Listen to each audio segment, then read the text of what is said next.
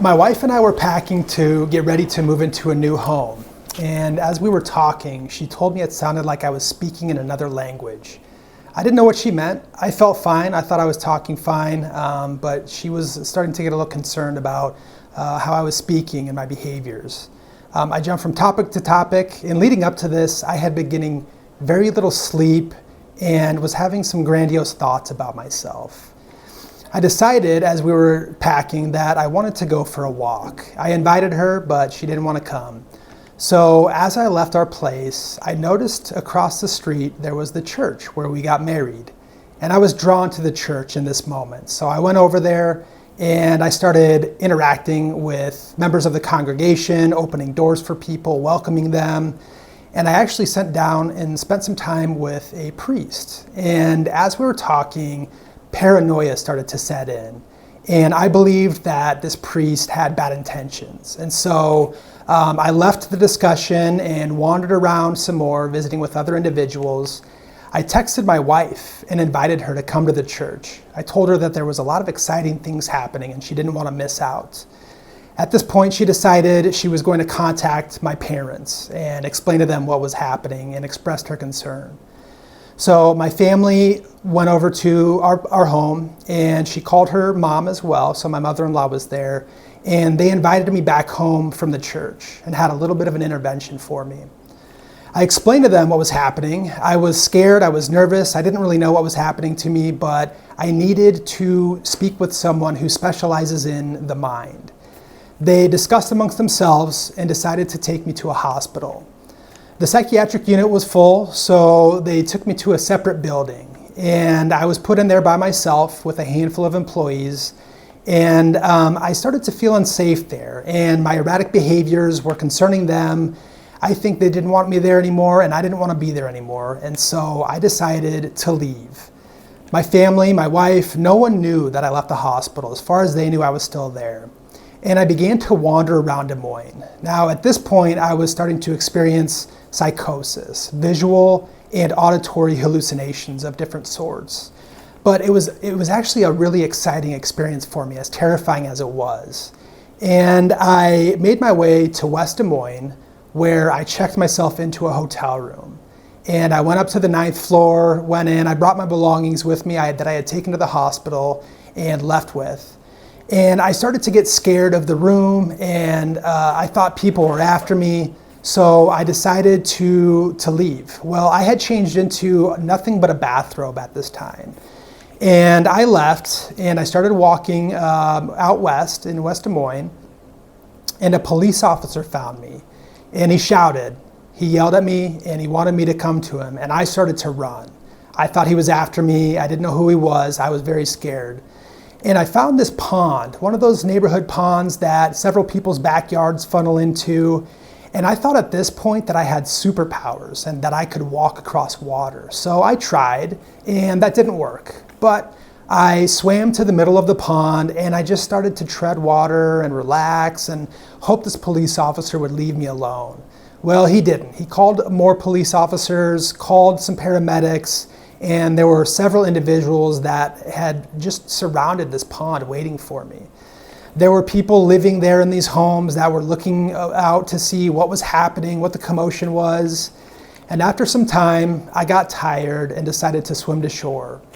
And when I got there, the paramedics and police apprehended me, and they were asking me questions. What's your name? You know, what's going on? And I refused to speak to anyone. So they placed me in an ambulance, and I thought the ambulance could fly, and I thought I was being abducted by these people. I was terrified. And I was to a different hospital than the one that I initially checked into. When I got there, they took me to the high acuity unit, and there was an individual there that was throwing things against the walls, pounding on doors, and I was even more scared when I got there. I didn't know where I was, why they had taken me to this place. But they started me on medications. And so after a few days there, I started to stabilize a bit. And I met with a psychiatrist. And she told me that I had just experienced a manic episode, that I had bipolar 1 disorder. And I began to cry. I didn't really know what that meant, but I knew I didn't want it. And I thought my life was over. I didn't accept my diagnosis at first. I thought I was healthy, I was doing the right things. There's just no way this could be happening to me. But I decided, I would work with a therapist and a psychiatrist as they had recommended and start taking medications, as I was living at home. And after my first manic episode, I had my first experience with depression. And I had never experienced depression before. I had never felt anything like it. I felt empty, hopeless, sad. It didn't feel like it was ever going to end. I thought this is how I was going to feel for the rest of my life. And I shared this with my mental health team, my therapist, my psychiatrist. We made some medication changes, and it went away eventually. But then it came back. This time it was much worse. It was much heavier, darker, scarier, and I decided to turn to alcohol to cope with it. At first it was a way to numb the feelings and the pain that I was experiencing, and at times it became a way to feel anything at all. And eventually it became my way of building up the courage to have my first suicide attempt. And I share that with you just to convey how serious mental illness really is. I had always had a zest for life. This was a very scary experience for me to be living through and trying to navigate.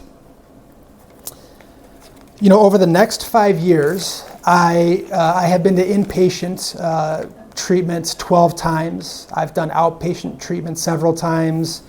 I've attended a chemical dependency program, a rehab program, and a residential program. I just felt like I was being bounced from place to place, in and out, different people, psychiatrists, psychologists, therapists, and it was overwhelming. I didn't know how to navigate any of this. My life had changed drastically, and I was lost.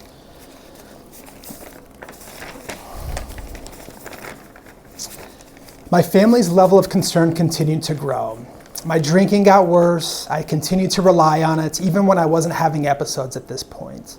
And my family decided to send me to a rehabilitation center in Illinois. When I first got there, I was very bitter about the whole situation. I had acquiesced and decided I would go, even though I didn't want to and I didn't believe I needed it. So I told everyone there how I felt. I said, I'm here, my family sent me here. I'm not an alcoholic. I don't need help. I told the care team that I was working with that they should maybe give my seat up to somebody else who really needed it and really wanted it. And after a little bit of time there, I started to pay attention to what was being said in the groups. I started to get to know some of the individuals that I was there with. And I was attending several Alcoholics Anonymous meetings as a part of this program while I was there.